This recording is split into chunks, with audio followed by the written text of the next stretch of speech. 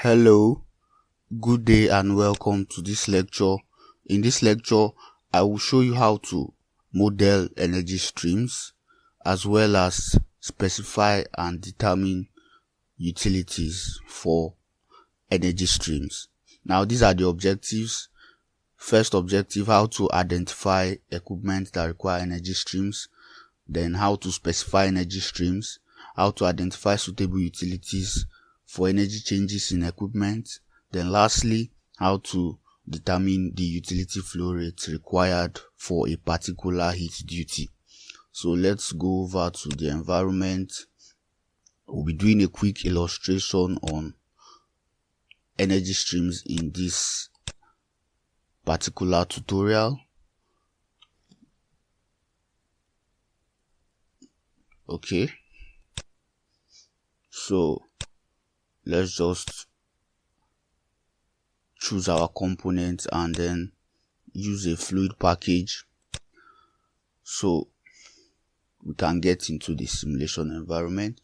So in the simulation environment, you have two streams in this particular version. This is version 11 of the software. You have two streams. You have the material stream and the energy stream. The material stream is light blue in color, while the energy stream is light purple. So this is it. This is what it looks like when you get it out from the model palette. So I'll just delete this. So from our first objective, we are to identify the equipment that actually require the energy streams. So mostly energy stream has to do with scenarios where there is a heat change in a particular unit or process, where you have a temperature increase or temperature decrease. That is the scenario where you mostly require an energy stream. So you will really need an energy stream in units where there may be heat differences between the inlet and outlet of those units. Some of those units would include heaters, coolers, heat exchange. Okay, no, you don't require them in heat exchangers, but you require them in heaters, coolers, reactors. Yes, reactors, sometimes separators. So we'll be identifying equipments that actually require energy streams. Yes, distillation columns as well, they require energy streams. So if you get out any equipment, for example, you bring out your mixer.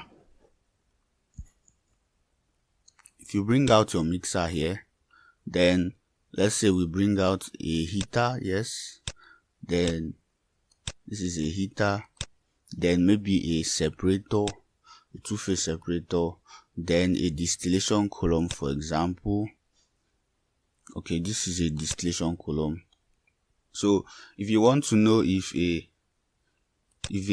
an equipment actually requires an energy stream, all you need to do is to click on it and open the form, and here you would see in the design environment what is actually required of that particular unit or equipment. So in this case, this is a mixer, and what it requires are an inlet stream or inlet streams and an outlet stream. That is all that is required in terms of streams for this particular unit.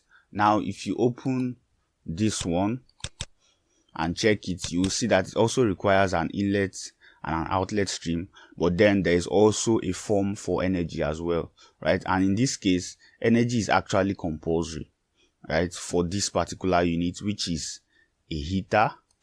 So for this heater, energy is compulsory. Now if you check this one, you would see that you have your option for material streams, both inlet and outlet. Then you have energy, but you see that it showed optional in this case. In this case, the energy stream is optional. That means you can actually model this equipment with or without an energy stream. right? So that's it. So this is how to find out if an equipment actually requires an energy stream or not.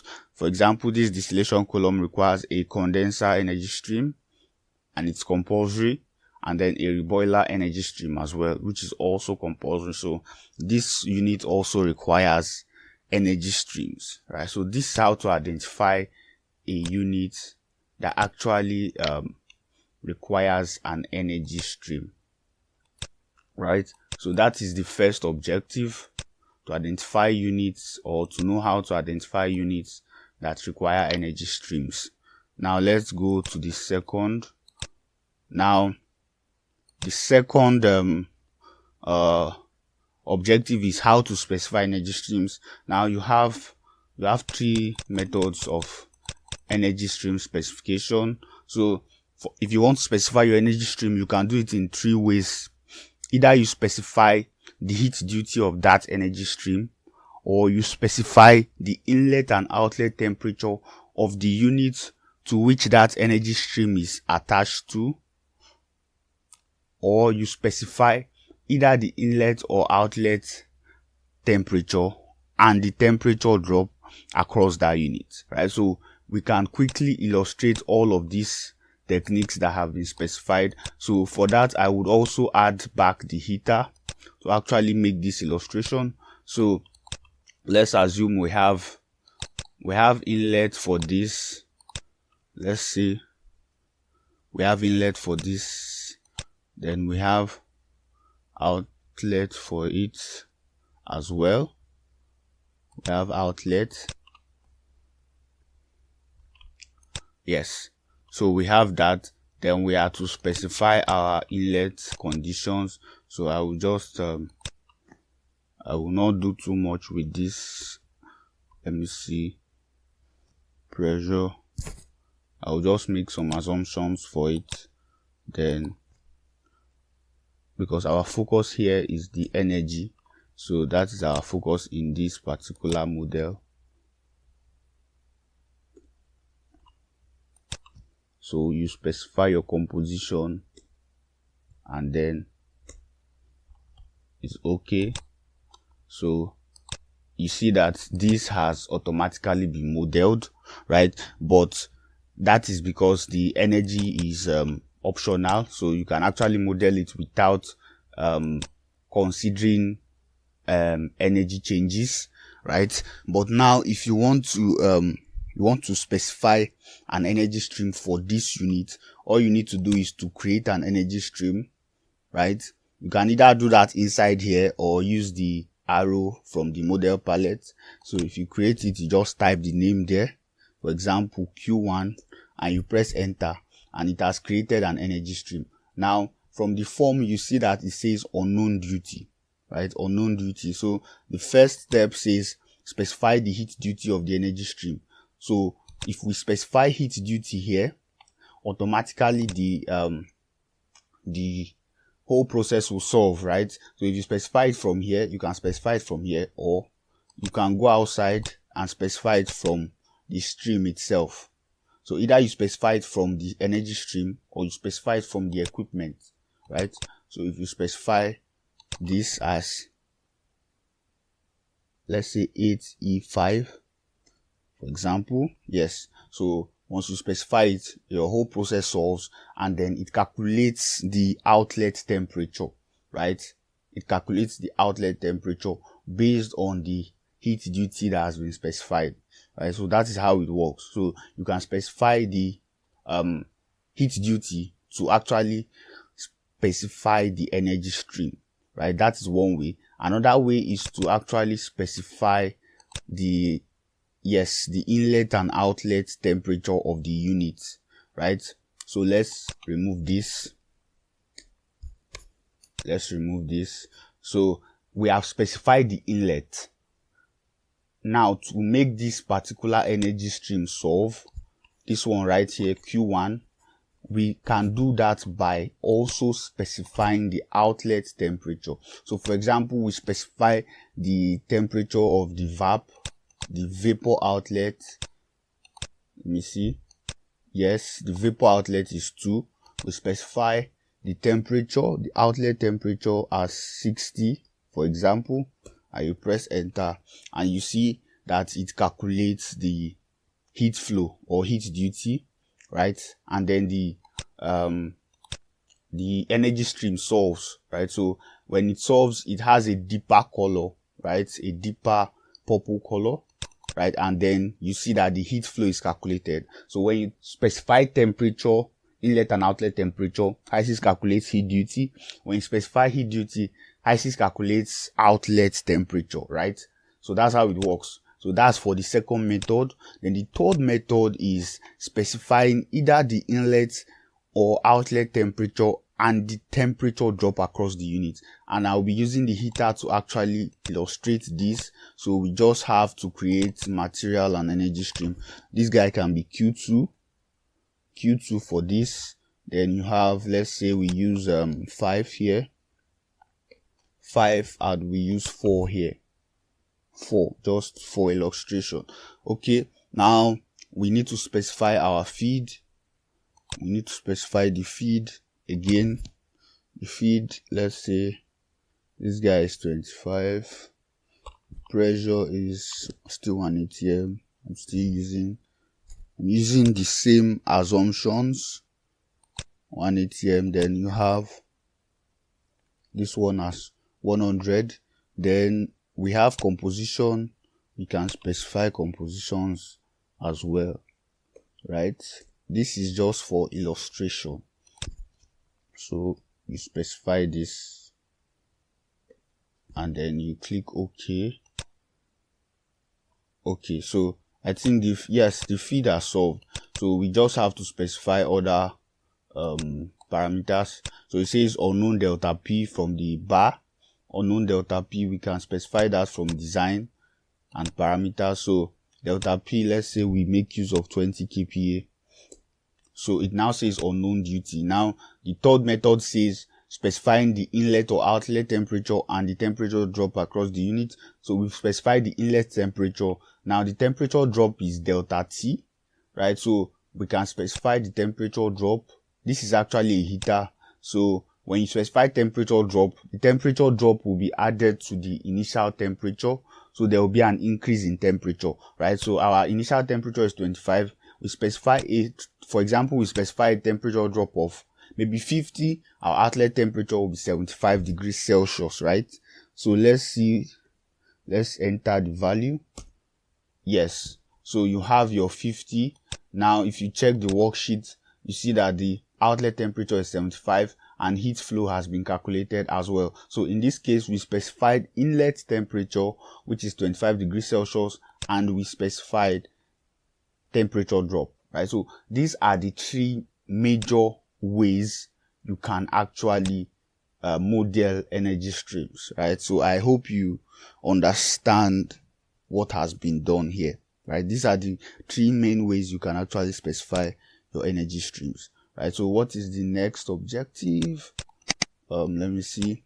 So the next one is how to identify suitable utilities for energy changes in equipment. So we have utilities that can actually be specified for any of your energy streams that are attached to any of your equipment in the software, right? You can actually attach utilities to them and then also determine the mass flow of those utilities that will be required at such heat duty, right?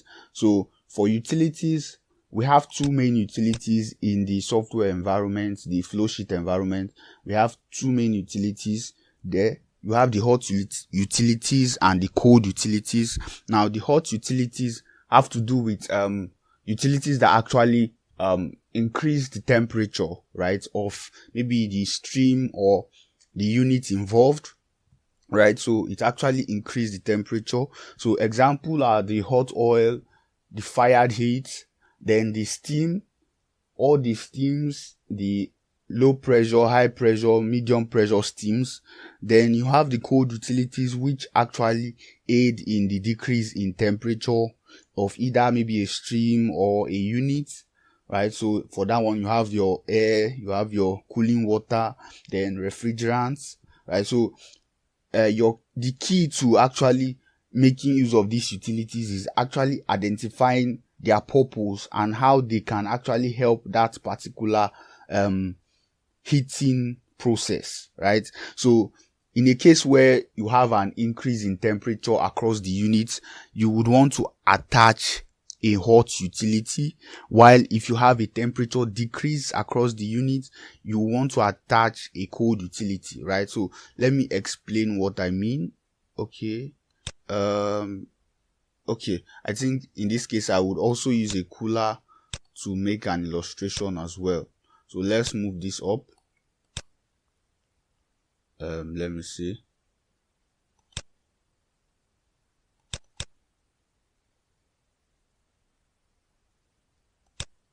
Okay, so we have our cooler here. So I would also want to specify this.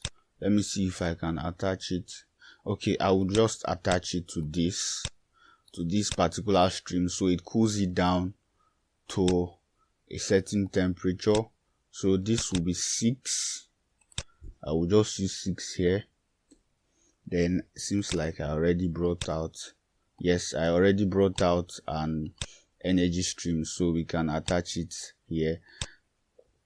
So we have connected the inlet. The temperature is already specified, so all we need is to specify pressure drop, and probably pressure drop I'll just go with 20. Then we can specify worksheet. We can specify okay, let me specify outlet temperature in this case. So the model is fully specified, heat duty has been calculated, right? So now I want to illustrate the utilities I was talking about. So now when you specify your energy stream, you can actually click on it to open it.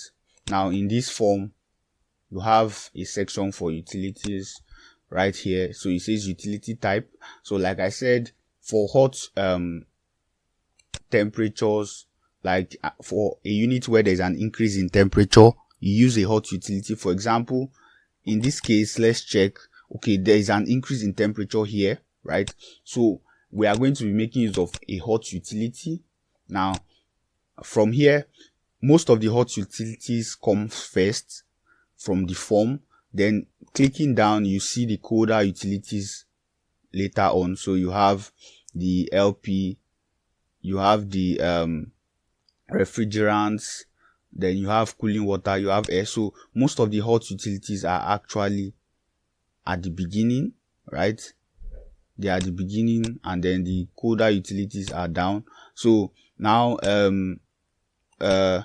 in this case, for example, I want to use medium steam here, right? Medium pressure steam. So what I do is I click on medium pressure steam, and then automatically HYSYS calculates the amount of medium pressure steam required to actually required for this particular heat duty or this heating process, right? So it calculates it. So even if you choose any other utility, for example hot oil, it's also going to calculate the amount of that hot oil required, right, in terms of mass flow, that is kg per hour. So whatever utility you choose, it's going to actually calculate the required amount of that utility for that particular heating or cooling process. Now the issue now is knowing which utility to use, but as I said, what is going to guide you is whether there is a temperature increase or decrease in that particular unit. For example, in this one, there is a temperature increase, so you are going to be using a hot utility at least. So now it is left for you to choose among the hot utilities which one is preferable to you, that you would actually use for this particular heating process, right? So now where there will be an error now is where you choose a cold utility for a heating process. Now if you choose, for example, you choose cooling water, you see now in this cooling water, you will notice that the utility mass was not calculated, right? You see the utility mass was not calculated, is empty, and in the trace window it says warning, utility type cooling water is incompatible with stream Q1. right, which is a feed stream to a unit operation. Use cooling utilities for energy streams with negative heat flows and heating utilities for energy streams with positive heat flows, right? Can you see that in the trace window towards the bottom right of my screen, right? It says cooling water is incompatible with stream Q1 because in Q1 there is a temperature increase attached to Q1, right? And you are not supposed to use a cooling utility for that kind of process, right? So you change it back to any of the hot utilities, maybe HP steam, and you see that automatically the mass flow is calculated, right? When the mass flow is calculated, you would have an idea that you are doing the right thing actually, right? So the question now is which of them is most suitable for your particular process, right? So when you are dealing with maybe very high temperatures, you may want to use either hot oil or the fired heat, whether fired heat 1000, 2000 or the very high temperature. Then when you are dealing with maybe increase in temperature but the temperature is not too high, you can use any of the LP steams actually to attach to your energy stream, right? So that's how it works. So this is for heating utilities. Then for the cooling utility, you still do the same thing. So you go to your utility type and then you click on cooling water and it calculates the utility mass flow, right, for cooling water. And this is because there is a reduction in temperature associated with this particular energy stream, right? Because it is connected to a cooler. It's connected to a cooler of which the temperature reduced from 60 degrees Celsius to 10 degrees Celsius, right? So you need a cooling utility to be attached to this particular unit, right? So that's how it works. Now, and then you see that the mass flow, the mass requirement of that particular utility has automatically been calculated by the software. So this is how energy streams work, right? Technically, this is how energy streams work. And at this point, let me check the objective. Yes, specifying. Okay, let me see how to determine. Okay, yes, we have gone through the objectives of this particular tutorial, right? And at this point, we have come to the end of this lecture. If you have questions, observations, or comments, kindly let me know in the comment section. Like this video, share with your friends, then turn on your notifications as well as subscribe to this channel for more tutorials on process modeling, right? Thank you for joining me today. Do have a nice day.